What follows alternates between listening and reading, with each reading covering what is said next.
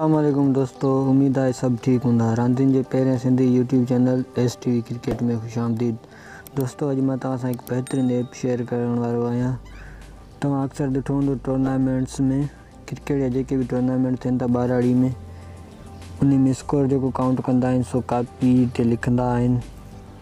सो अॼु मां हिकु ऐप तव्हां सां शेयर कंदुसि त पंहिंजे एंड्रॉयड मोबाइल में तव्हां हिकु ऐप जे ज़रिए स्कोर काउंट करे सघो था। हिकु तमामु बहितरीनु ऐप आहे, यूज़ करण में बि सफ़ा ईज़ी आहे। हीअ ऐप तव्हांखे प्ले स्टोर में तमामु आसानी सां मिली वेंदी।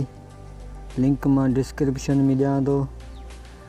सभिनी दोस्तनि खे गुज़ारिश आहे त मुंहिंजे चैनल खे जेकॾहिं अञा ताईं सब्सक्राइब न कयो आहे त सभ खां पहिरीं सब्सक्राइब कयो ऐं बेल आइकन प्रेस कयो त जीअं हर ईंदड़ नई वीडियो जो नोटिफिकेशन तव्हांखे मिली सघे।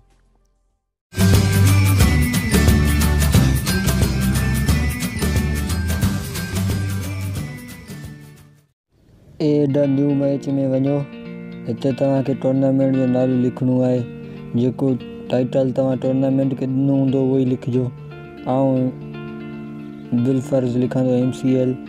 उन खां पोइ ओवर्स आहिनि, फॉर्मेट आहे बिल बाय डिफ़ॉल्ट हूंदो आहे T20 ODI। अगरि तव्हां कस्टम ओवर रखणु चाहियो था त कस्टम खे सिलेक्ट कयो, पोइ तव्हां पंहिंजी मर्ज़ी सां जेके ओवर रखी सघो था। ऐं हिते 10 ओवर रखंदो। उन खां पोइ लोकेशन ऐं लिखायो MCG यानी माखियारो क्रिकेट ग्राउंड। हूं त MCG आहे मेलबर्न क्रिकेट ग्राउंड ऑस्ट्रेलिया वारो। उन खां पोइ आहे डेट सिलेक्ट कई मूं। उन खां पोइ आहे टीम जो नालो। तव्हां पंहिंजी टीम जो नालो जेको रखियो हूंदो उहो ई लिखिजो। ऐं त फॉर एग्ज़ाम्पल किंग्स लिखंदो ऐं ॿी टीम जो नालो लिखंदो कलंदर्स। छो त लाहौर कलंदर्स मुंहिंजी फेवरेट टीम आहे PSL में। उन खां पोइ अपडेट डिटेल्स ते क्लिक कयो। उन खां पोइ हीअ आहे प्लेयरनि जी लिस्ट। तव्हां पंहिंजी टीम में जेके प्लेयर रखो था उन्हनि जा नाला लिखी सघो था। ऐं हिते सम्झाणी तौरु इमाद वसीम लिखंदुसि।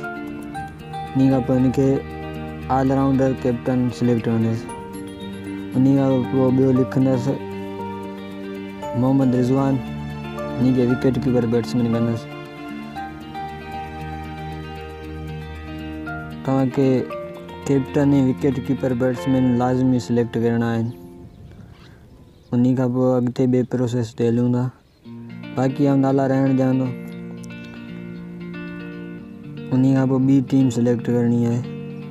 उन में तव्हांखे कप्तान ऐं विकेट कीपर लाज़मी सिलेक्ट करणा आहिनि।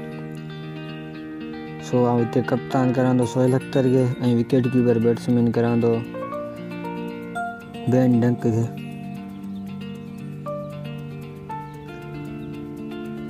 बेन डंक हिनखे विकेट कीपर बैट्समैन सिलेक्ट कयो। सो तव्हां बि ईअं ई करे सघो था। सो हाणे टीम सिलेक्ट थी वई। उन खां पोइ स्टार्ट मैच। हाणे हिते आहे टास्क केरु कंहिं खटी। बिलफर्ज़ किंग्स खटी। छा कंदी? बैटिंग कंदी। सो बैटिंग सिलेक्ट कई।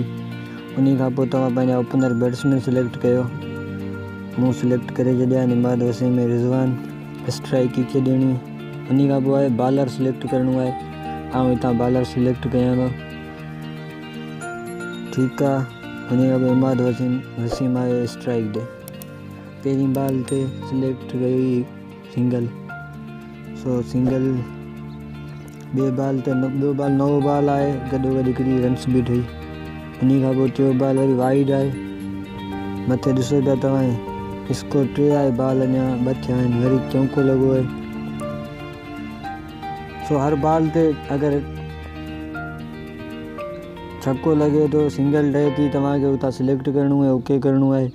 बॉल बि गॾोगॾु पाण काउंट थींदे वेंदा, स्कोर बि काउंट थींदे वेंदो। बैट्समैन केतिरो रन ठाहियूं आहिनि, चौका केतिरा आया आहिनि, छक्का केतिरा आया आहिनि, समूरो डिटेल अची वञे थो। उन खां पोइ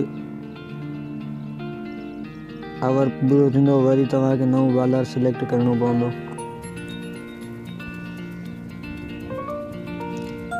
ठीकु आहे, ओवर थी वियो। हाणे वरी तव्हांखे ॿियो बॉलर सिलेक्ट करिणो आहे। बॉलर सिलेक्ट कयो।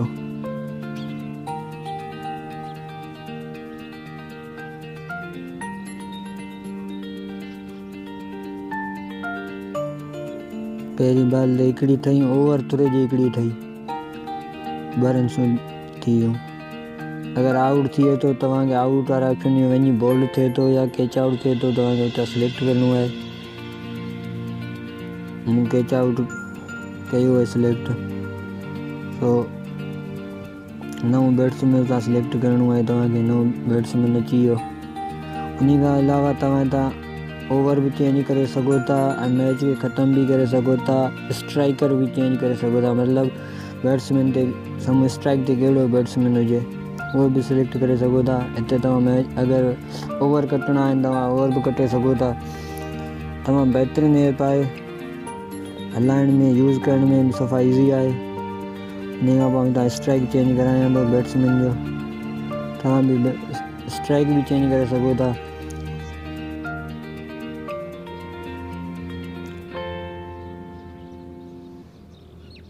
बॉल मिस थी वियो, जेकॾहिं तव्हां ग़लती में को बॉल लिखिजी वियो त उनखे डिलीट करे सघो था। इहो डिलीट थी वियो।